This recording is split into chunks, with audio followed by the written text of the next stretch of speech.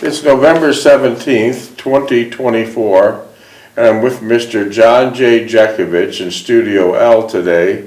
We're reading his book, Their Mother's Sons. Their Mother's Sons. It's approximately 900 pages, and Mr. Jeckovich wrote this book over 25 years ago. You're looking well today, Mr. Jeckovich. Oh, thank you. New shirt, new sweater, new pants. You're looking very, very well. How are you feeling? Good. Mr. Jeckovich is knocking on the door of 100 years old. Knocking on that door. Here he is. Mr. Jeckovich, what's your dog tag number? 421965. We're on chapter 20, and chapter 20 of his book is actually on page 613. We have about almost 300 more pages to read. This chapter is titled Engaged and Wedding Plans. Do you have anything, comments to make before I start reading? You got No, go ahead.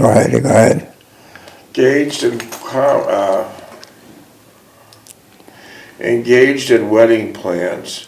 Mr. Jeckovich was a frontline soldier from Company H, 2nd Battalion, 291st Regiment of the 75th Infantry Division of the U.S. Army during World War II. Mr. Jeckovich lives by the motto, yesterday is history, tomorrow is a mystery, and today is a gift.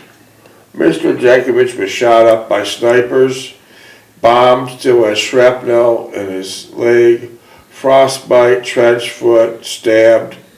You name it, he's been through it, and almost 100 years old, he still could read the newspaper with no glasses. He's in excellent health, never took a prescription or a vitamin or a baby aspirin, never smoked or drank. And he's doing quite well today. Mr. Jeckovich, I got many questions about your text, about your longevity. We covered most of that yesterday, but maybe tomorrow we'll cover some more. We basically know that you jogged for 80 years and you didn't smoke, you didn't drink. And it's very difficult not to be a smoker with Mr. Jeckovich's generation, because over 14,500,000 men, young men and women, were in the World War II, and the Red Cross passed out cigarettes like candy, right? Yeah. So almost everyone smoked, and almost everyone got addicted. So if a bomb didn't kill you, or a bullet didn't hit you, 25 years later you're probably pushing up daisies because the habit was given to you for the Red Cross. Is that correct, Mr. Jeckovich?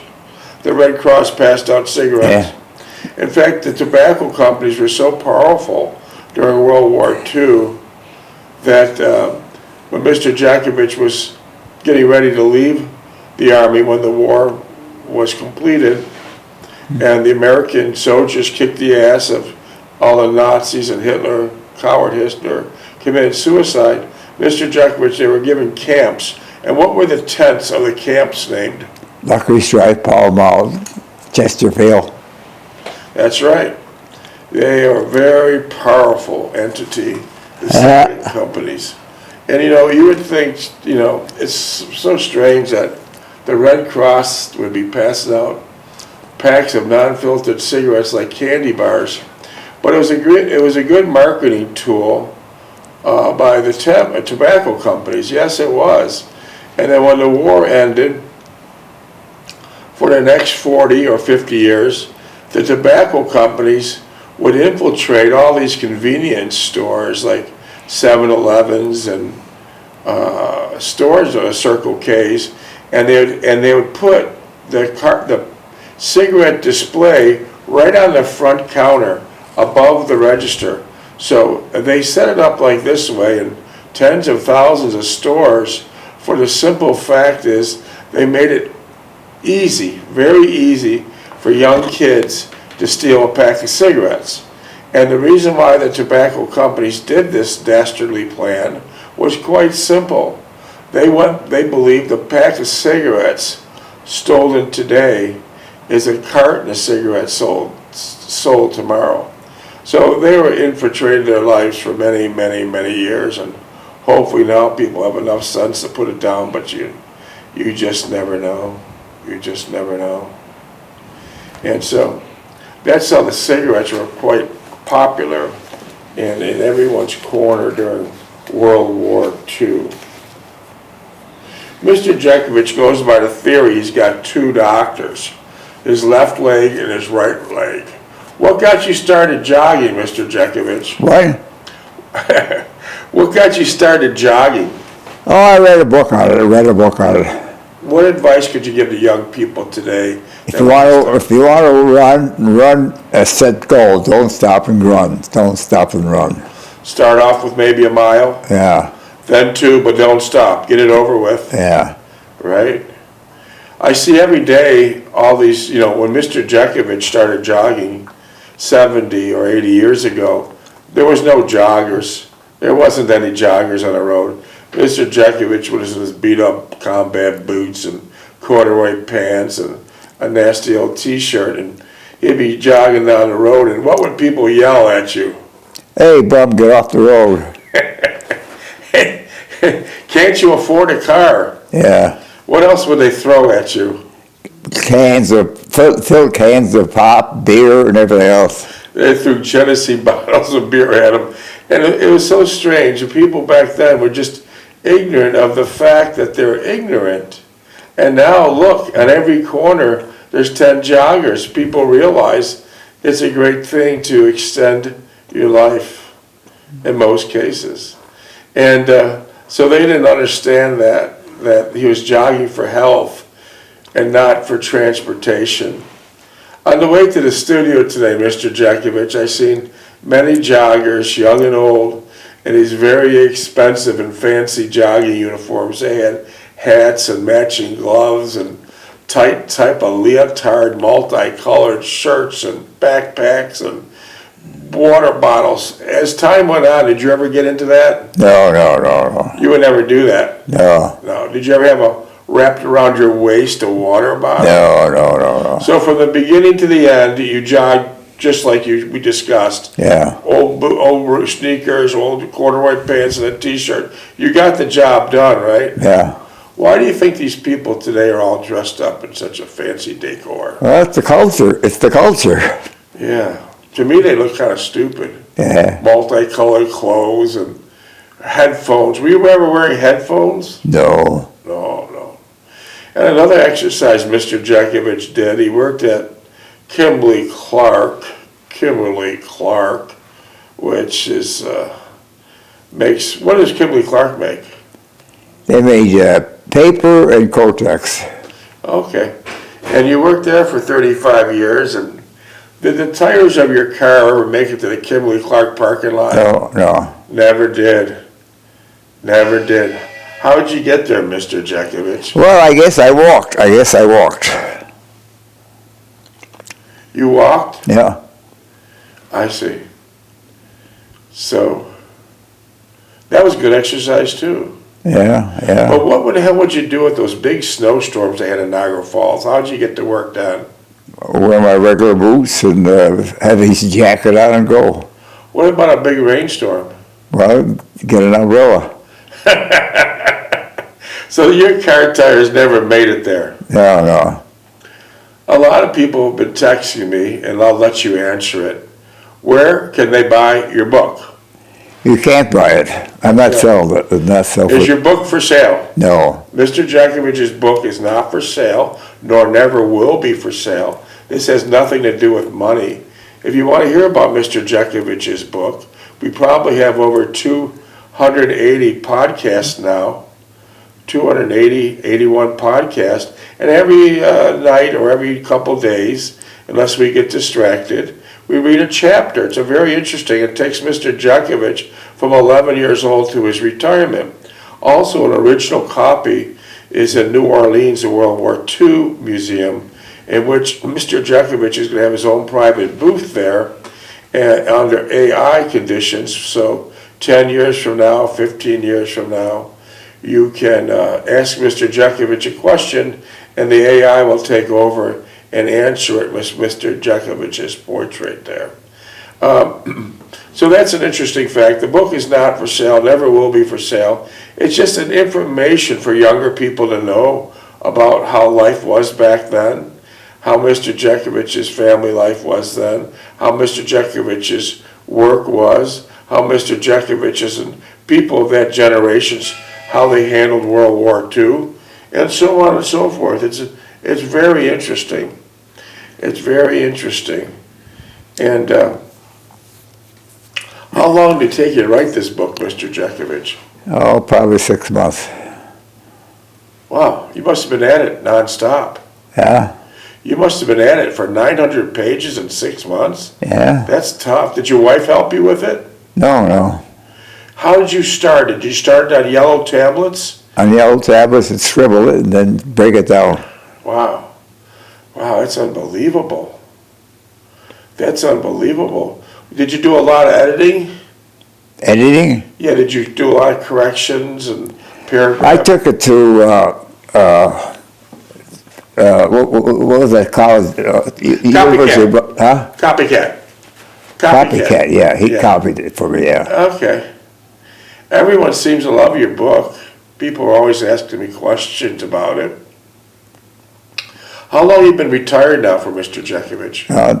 Since 1980. Wow, you've been retired almost a half a century. Yeah.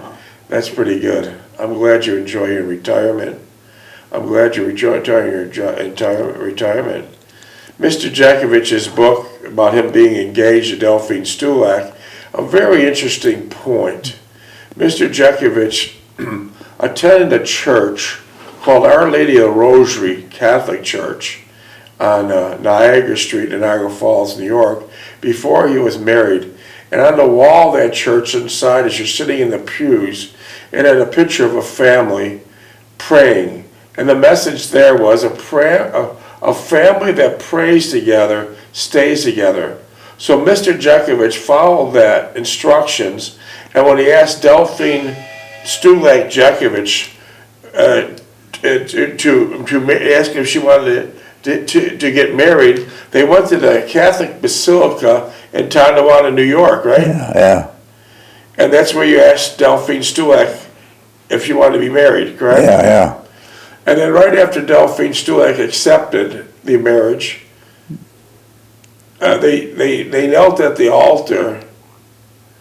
And see, the altars back then would face the tabernacle, would face would face not the people, but would face forward to the priest. They knelt at the altar and they prayed to have a long and happy and successful marriage. And how did it turn out, Mr. Jeckovich? Well, we were married for 69 years. There you go.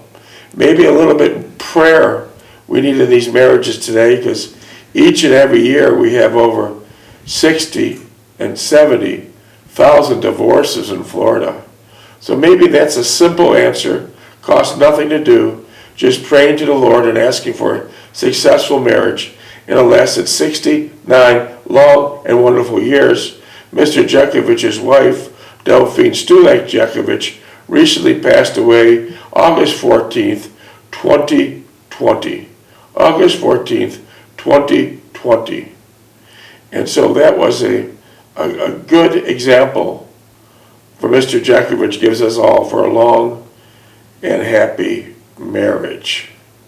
Isn't that right? Right. Yeah. Isn't that right? Correct. Okay, let's see where I left off. How about 6:13?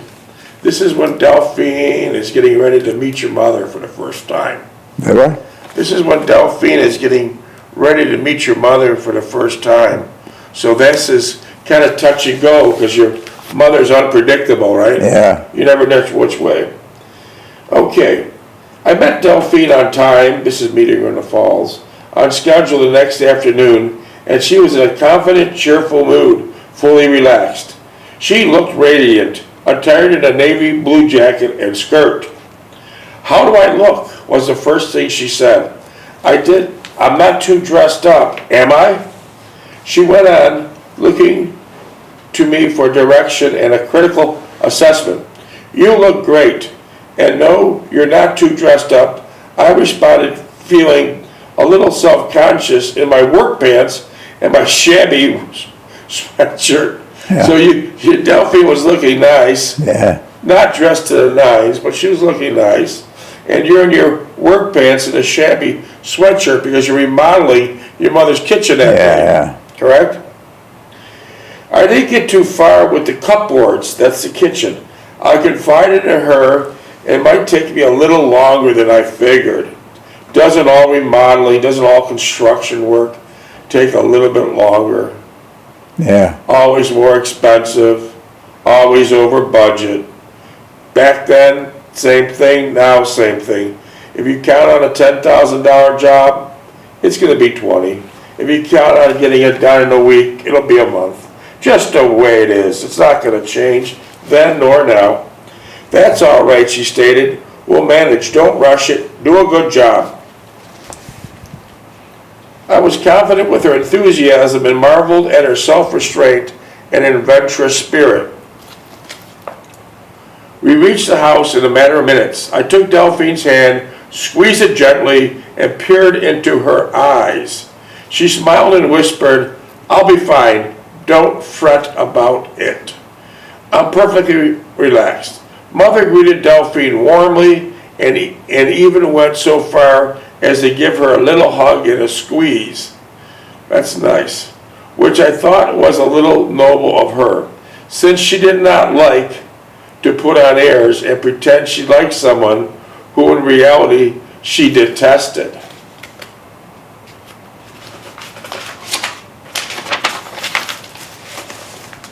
Also had many uncanny instincts of sizing up a person rather quickly, usually being correct in her assumption. Mother had prepared a little lunch, nothing elaborate, but I could see that Delphine was pleased by the gesture and Mother was gratified by her reaction. They got along well as their conversations were spontaneous and covered a wide range of topics. I excused myself to get back to the task of the cupboards, and I glanced at Delphine and as I crossed the kitchen. She smiled at me, and then I could see that she was almost enjoying herself and was not tense or distracted by my leaving. As I worked on the cupboards, I was periodically peering into the living room where Delphine and Mother were sitting. Delphine would catch my eye and smile as if to say, keep on working, everything is just fine in here. Yeah, how about that? Yeah. You remember that like yesterday, don't you? Yeah. You remember that like yesterday? Yeah. Your mother sitting in that chair against the wall? Yeah. And Delphine sitting over there? Yeah. Delphine was perfectly relaxed and was carrying on a conversation. Delphine was perfectly relaxed and carrying on a conversation with Mother as if they were old friends. I was delighted that they were getting on so well, perhaps better than I had been in the midst all the while. The cupboards were taking longer than anticipated, so Mother set about preparing something for us for supper, trying to be unobtrusive, trying to be as calm as possible in the kitchen, as quiet as possible in the kitchen as I worked on the cupboards.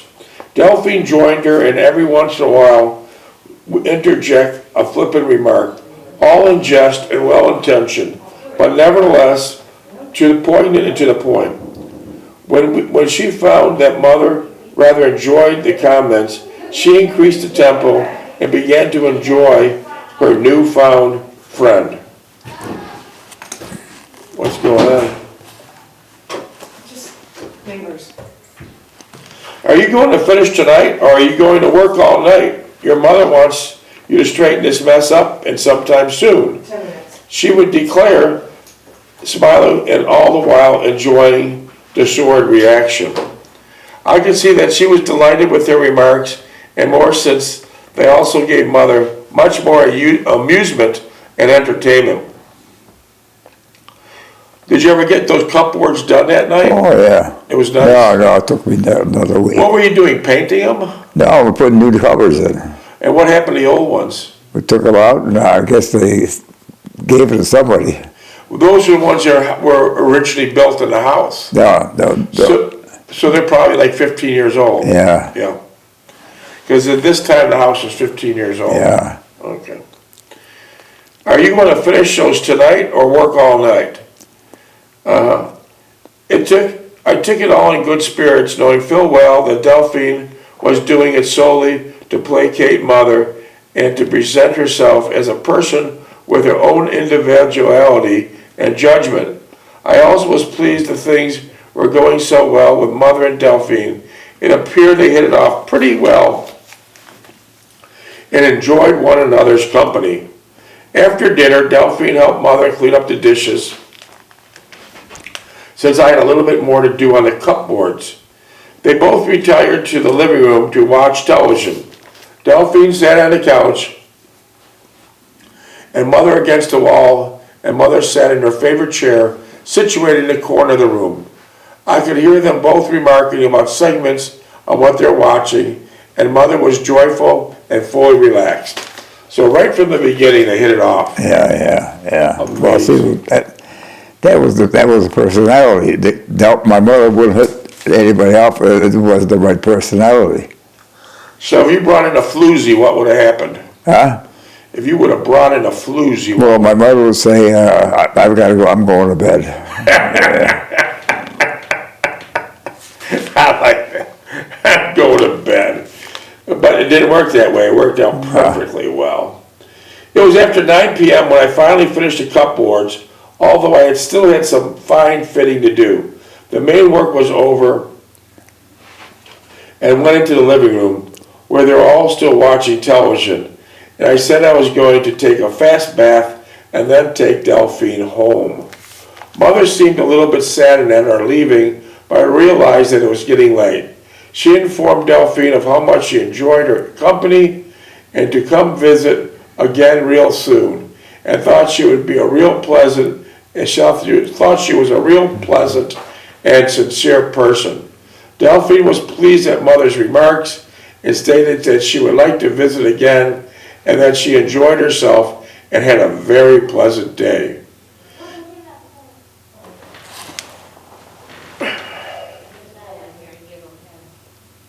As we began to leave, Mother approached Delphine, hugged her, and said that she hoped it would all work out for the both of us and would like her for a daughter-in-law. What are you giving me now? Your pill. The only little pill you take at night. Six minutes. There you go.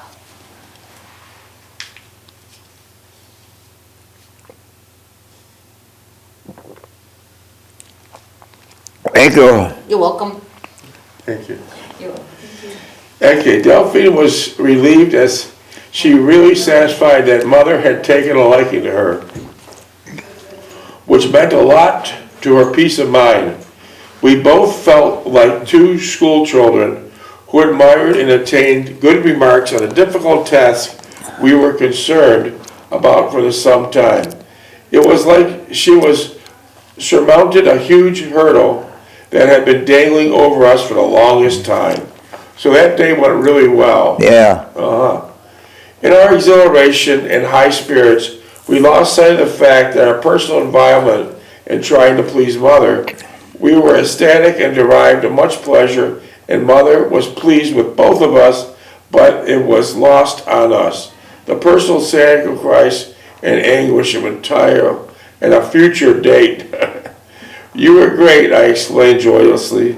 Mother took to you and was very impressed with you. You don't think I was too smart, Alecky, in a way I was talking to you at times, she stated sheepishly. I wanted your mother to feel at ease with me, and that she was the only way I could think of doing it. No, I knew what you were doing it for, and I thought it was a good approach. I said much more at ease now that the whole ordeal was over with. I then remarked that Mother had a pleasant and enjoyable day with her, and that she was sincere in wanting to visit with her again soon. She understood and agreed with me. Your mother isn't the big monster you made her out to be. She confided in me, coming close to me and taking my hand. Minutes, please. As she came close, I got a whiff of her perfume. Suddenly, 4 minutes and 40 seconds. 20 minutes. 4 minutes and 40 seconds. Okay. Suddenly, the great victory that we had today, and felt a lusted craving for her. You look great today. I like the suit you have on. It's very smart. I said softly, laying my hand on her knee. I'm hungry, I stammered. Let's pull the McDonald's, just the one that just opened up. So McDonald's, Well, the first one opened up, yeah, just opening up, yeah, where hamburgers back then were 5 cents. yeah, 10 cents. And 10 cents. And now look how times have changed. Yeah, I bet you it was a better hamburger back then too. yeah, Than yeah, we got now. I think all these hamburgers today are lab grown. yeah, I yeah. think they're lab grown. So that went over pretty well, didn't it? Oh, yeah. Well, that was Delphine's personality. Yeah, she got along with everybody. Yeah, I'm hungry. Let's pull into a McDonald's. That one that just opened up. As we reached the parking lot, I read an inscription on a huge golden arch that pointed skyward. Over 1 million hamburgers sold. yeah, Now I think it's in the billions. yeah, Now I think it's in the billions. It should read over 1 million people killed. The interior, now we would read that. The interior was spick and span clean, and it's red quarry tile floor and ceramic walls. The tables were set against the walls, all shiny in their newness, and the entire interior smelled fresh and clean. Delphine sat at one of the tables while I went to the stainless steel counter to place her order. We each had a hamburger and a coffee, and for dessert we had a hot cherry apple tart. They were delicious, and they added a festive note to help commemorate our great triumph today. As we drove to Delphine's house, we were still in a state of joyful bliss, especially Delphine, for this was a great victory for her and all the worry and concern she felt about meeting Mother. She was jubilant, but it never crossed over to condescending or pompous, self-seeking mannerisms. Minutes, please. So that turned out to be a wonderful day. yeah. 2 minutes. Do you remember that like it was yesterday? Oh, yeah. And what were some of the things after you got married? What are some of the things that Delphine and your mother did? My mother and Delphine were real close. Like what were they And doing? when I taught Delphine how to drive, my mother grabbed her all the time. And where did they go? They went shopping, they went mostly they went to Canada. My mother thought the meat was better over there. Did you think the meat was No, better? it's probably the same, yeah. So your mother just thought that. Yeah, And where did they do the most of your grocery shopping in Canada? yeah. And you didn't have to pay duty on that. No, I didn't pay it, but my mother shoot her mouth out and said, I got the new teeth. Well, tell us that story. How'd that happen? And, well, they took her in the office and she had to pay a little fine, it's excise tax out of the teeth. So what happened was your mother was coming across the bridge, and do you have anything to declare? And your mother was so excited that she had new teeth put Yeah, I in. said, no, this is all I had is my new teeth. Oh, come on in here, lady. Yeah, I said, come on in, please. And So they taxed her teeth. they taxed her teeth. Yeah, Did they have to pay it right then and there, the duty on her teeth? yeah. Wow. Wow. It was $125. $125. So she wrote him a check? Yeah, What did your mother say once she got back in the car? she was mad. What'd she say, do you remember? She said, I shut my big mouth off. I said, get quiet. So I guess you don't declare anything anymore, right? Yeah. Especially her teeth. Minutes? 18. Well, she went back there to get it adjusted and everything. But she didn't say nothing about it, right? No. No. It went all quiet. I guess we'll pick this up again tomorrow. Okay, we got another one in the books. All right.